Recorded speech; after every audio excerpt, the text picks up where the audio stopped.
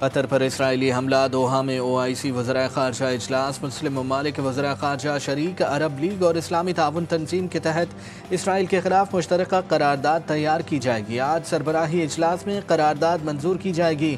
وزیر اعظم شہباز شریف بھی سربراہ اجلاس میں شریک ہوں گے۔ نائب وزیر اعظم اور وزیر خارجہ اسحاق ڈار اجلاس سے خطاب کرتے ہوئے کہا کہ اسرائیل عالمی امن کے لیے مسلسل خطرہ بنا ہوا ہے۔ یہ جارحیت ناقابل جواز اور افسوسناک ہے۔ ایسے اقدامات عالمی نظام اور سفارتکاری کو نقصان پہنچا رہے ہیں۔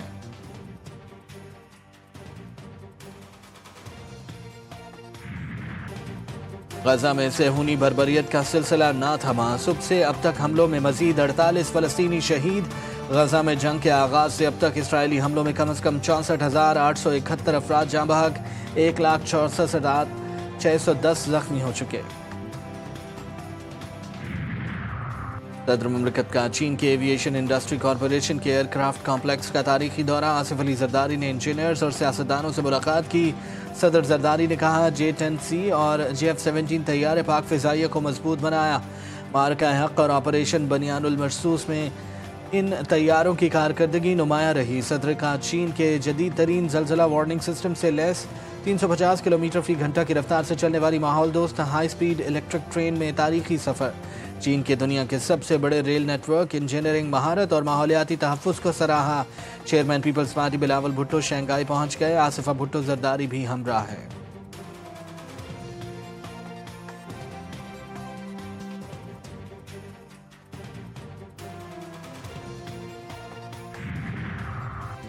وفاقی وزیر خزانہ محمد اورنگزیب کا کمالیہ کے سیلاب زدہ علاقوں کا دورہ۔ میڈیا سے گفتگو میں کہا ملکی معیشت بہتری کی جانب گامزن ہے، ملک ترقی کر رہا ہے، بیرونی سرمایہ کاری آ رہی ہے، تاجروں اور سرمایہ کاروں کو سہولیات دینا ترجیح ہے۔ سیلاب متاثرین کی بحالی جلد یقینی بنائی جائے گی، نقصانات کا تخمینہ لگایا جا رہا ہے۔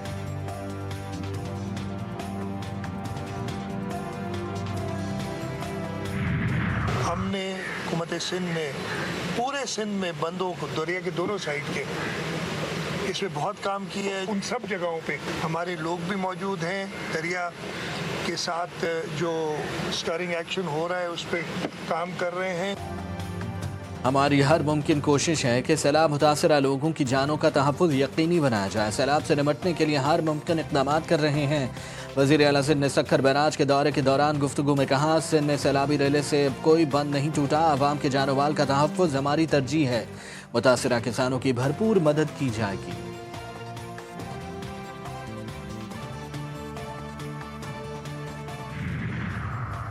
سینئر صوبائی وزیر مریم اورنگزیب کا سیت پور کے سیلاب زدہ علاقوں کا سروے، روز بھی خصوصی دورہ، متاثرین سے ملاقات، ٹینٹ اور امدادی سامان کی فوری فراہمی۔ علی پور میں شدید تباہ کاری کے بعد نقصانات کا تخمینہ لگانے کے کام کا آغاز کر دیا۔ سیلاب متاثرین کو کھانے پینے اور راشن کی سپلائی جاری۔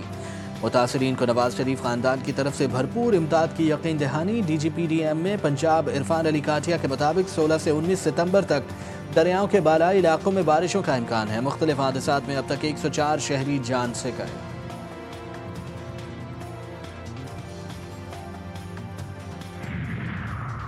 صوبائی حکومت کی تمام بیراجوں کی صورتحال پر کڑی نظر ہے۔ عوام کی جان و مال کے تحفظ کے لیے ریسکیو، ریلیف اور بحالی کی سرگرمیوں میں مکمل طور پر مصروف ہے۔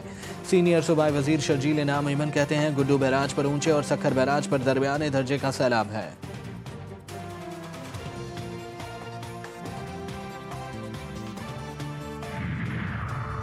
بلوچستان کے ضلع کوہلو میں پانی کے گڑھے میں ڈوب کر 4 بچے جاں بحق، بچوں میں 3 بہن بھائی بھی شامل۔ بچوں کی عمریں 7 سے 10 سال کے درمیان ہیں۔